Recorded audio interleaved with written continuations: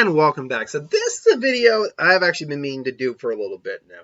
So obviously I do what ifs and what if videos, or hypothetical scenarios based off certain topics within certain stories, fictions, whatnot. And I've been doing it for a while now. I like to think I'm solid at it, but at the same time, I'm just a schmuck with a YouTube channel. What do I know? And to be fair, the majority of people really like them. Like, I'll give this saying the odd person who said they don't like it, and that's fine. It's entirely your opinion. You don't have to watch it. It's all good. But you know, a lot of support from all you. You guys give me some great suggestions. So I just felt that it was time to basically give what is my criteria when I do a what if. How do I do my what if? What are the how do I take a suggestion? How do I make a what if? Are there limitations, restrictions, the whole 9 yards? And the reason I do that is because every now and then I'll see a what if suggestion that I'm like, I can't do that suggestion. Now, I don't say it to that person, unfortunately, because I don't want to seem like I'm just signaling people out. That doesn't seem fair. So I figure what I'm going to do right here, so everyone is aware, so I'm addressing everyone right now, what goes into the what if?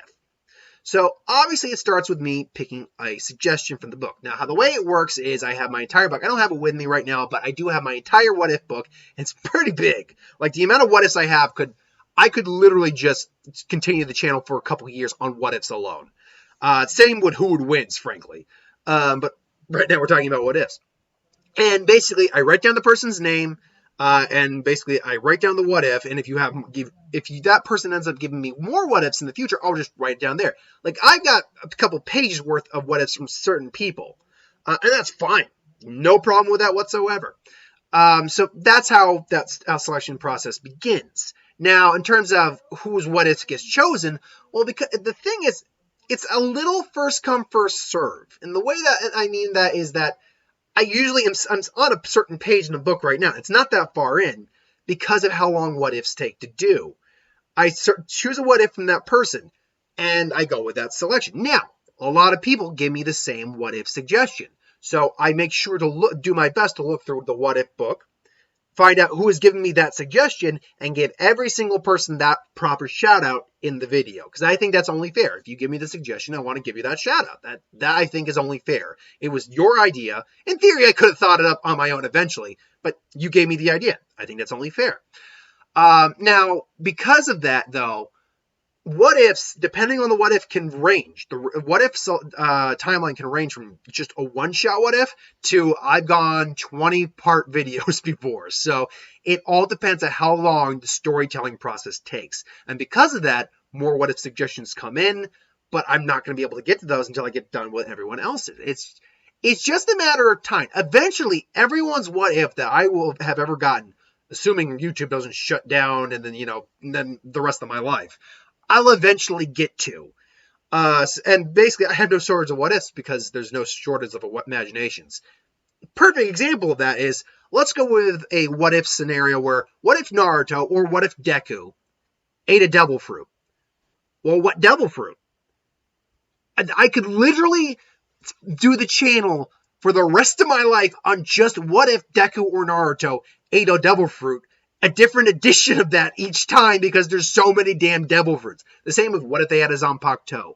What if they had a Lantern Core? Well, that one has limitations, obviously.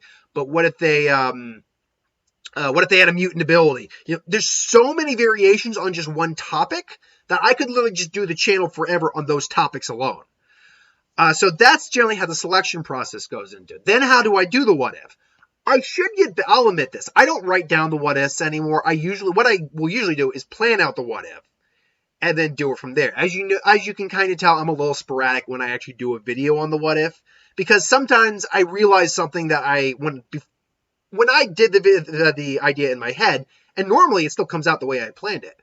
I will sometimes overlook something, like just yesterday when I did Vegeta, the first part of what if Vegeta was never born. I had overlooked a certain fact, and I backtracked on that. So, and then I'm like, okay, no, that changed up the scenario there. So, but generally speaking, it is something that I can normally just do right off the top of my head. I do spend like if I'm at work and I'm like, gonna do the video when I get home, I'll spend my day at work thinking over how the what if's gonna go. And 9 times out of 10, it goes the exact way I thought it out. Occasionally, I might miss a step and have to backtrack, but that's generally how it goes. Though I will admit, and I know everyone will get on my case for that, I should probably go back to writing them down in a book. I should get another note. I probably should just buy a notebook and just write it down, things along those lines. Like, just use a computer. I'm kind of a more old school guy, pen and paper, pencil paper kind of guy. So maybe I should go back to writing it down. At least the bullet points that I'm going to go over for the what if. So maybe, you know what, I'm thinking now that I say it a lot, I think that's what I'm going to do. I'm going to go back to the old school of doing it, just writing it down. So that's how that goes down. Now, here's the part where I know people are going to get me either a little upset, or I hope you understand. There are certain what ifs I'm just not going to take. And it kind of goes down to this. If you were giving me a suggestion for, like, essentially writing a smut fan fiction, what if Naruto had a harem? I'm not going to do what if anyone, first I'm not going to do what if anyone had a harem. Because that's just writing smut at that point, or verbal smut in this point. You're basically asking me to write a fan fiction where he's going to get laid a lot or something like that, or he has a dozen girlfriends or whatever. First off, there's nothing that changes in any of these scenarios drastically if he's actually involved with the people. Like, story-wise, maybe one of them gets hurt and he rages out at one point. That's it. That's all that's going to happen in any circumstance. Also, I'm not doing specific pairing what-ifs. What if, and again, I'm using Naruto as an example here because he's the one I get more than often than not. What if Naruto was paired off with Temari, or what if he was involved with someone else besides Hinata? I've gotten so many people saying, I'm so sick of Hinata, do something else.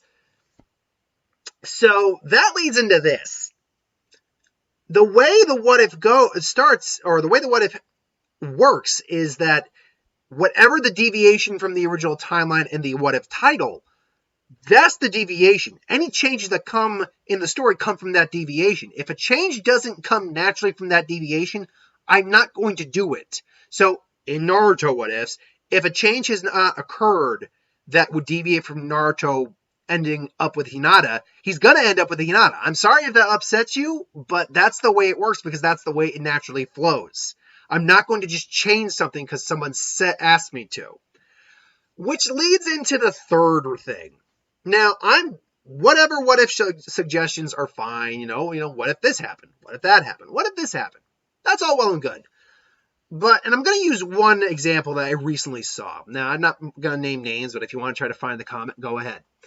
What if Naruto was an Uchiha and adopted by Shunsui?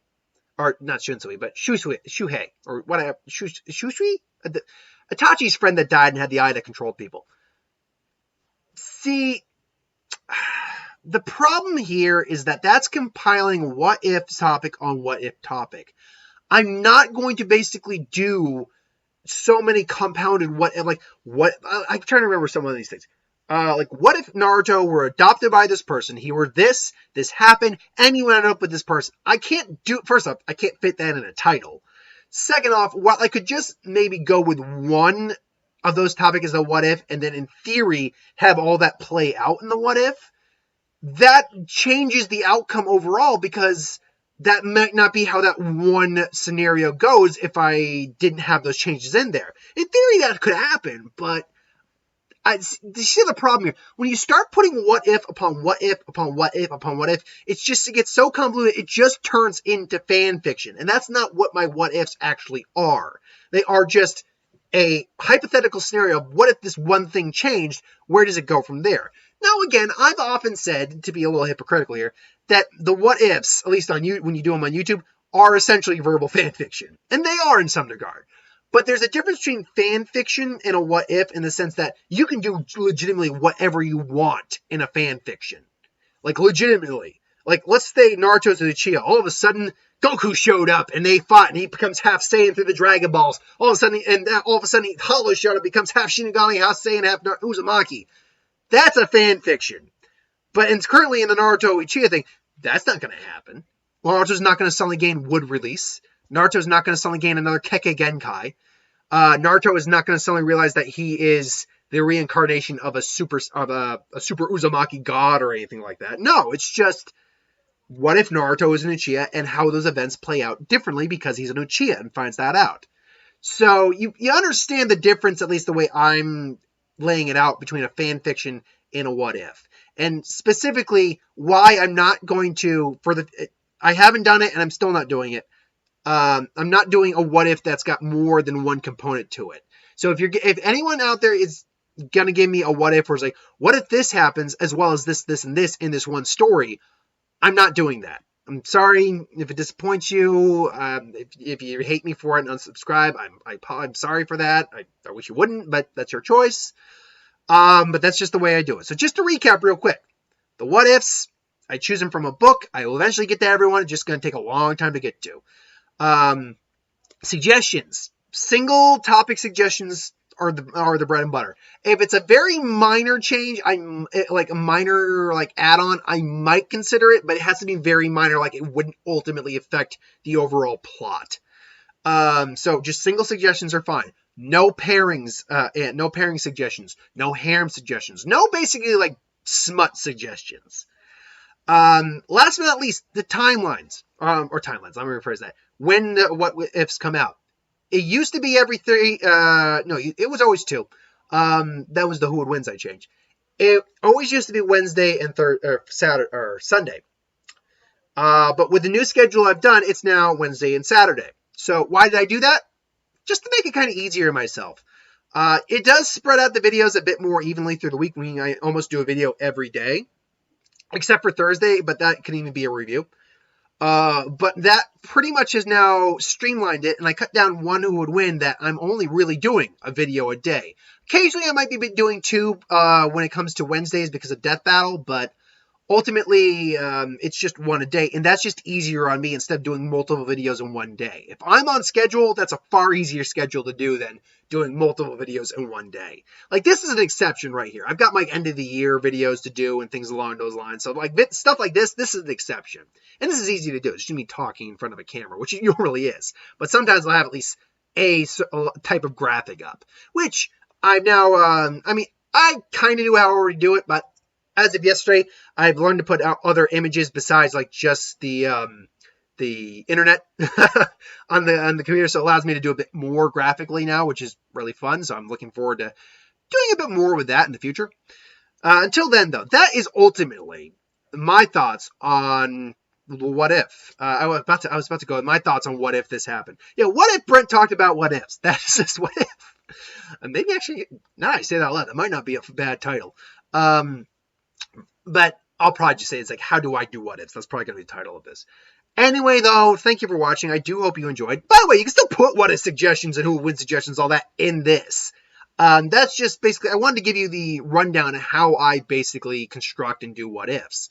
And yeah, like I said, I'm probably going to change it up a little bit. Like, for instance, I will go back to, I think, writing down at least the bare bones of what the video is going to be about.